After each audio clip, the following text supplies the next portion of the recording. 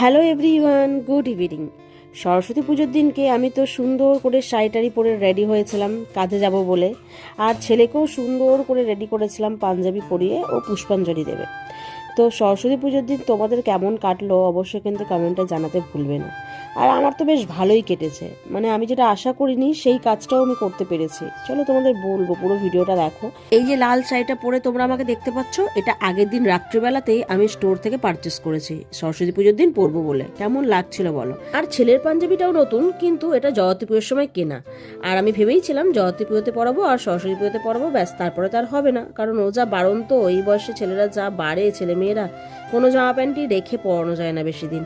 তো এই দেখো, এটা হলো আমাদের পাড়ার একদম সরস্বতী ঠাকুরটা, যেটা প্রতি বছরই হয়। আর ছেলে প্রতি বছর এইখানেই পুষ্পাঞ্জলি দেয়, কিন্তু এই বছর ওর আঁকার স্কুলে পুষ্পাঞ্জলি দেবে। আমি রেডি হয়ে তো ওকে দিয়ে এসেছি। তারপরে আমি চলে এসেছিলাম সোজা স্টোরে।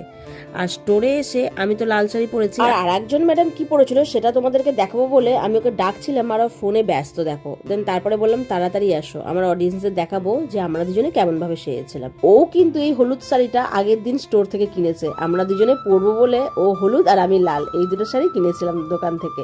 তারপরে আমাদের দুজনকে কেমন লাগছে অবশ্যই কিন্তু কমেন্টে জানাবে। তারপরেই আমরা দুজনে মিলে একটুখানি স্ট্যান্ডে চলে এসেছিলাম খাওয়া দাওয়া করার পরে।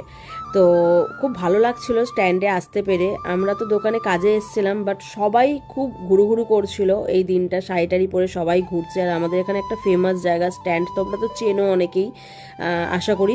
তো এখানে দেখতে পাচ্ছ কি লেভেলের ভিড়, যদি না যেতাম তাহলে মিস করে যেতাম। আর সিরিয়াসলি এরকম লেভেলের যে ভিড় হয় সেটা আমার জানা ছিল না, মানে এক্সট্রিম লেভেলের ভিড় ছিল। আরও আগে আমরা যখন এসছি তখন কিন্তু একটু ভিড়টা কমেই গেছিল। আমার একটা কাজ ছিল স্ট্যান্ডে, আর তাই আমি এসছিলাম, আর সঙ্গে করে অনিতাদিকে নিয়ে এসছিলাম।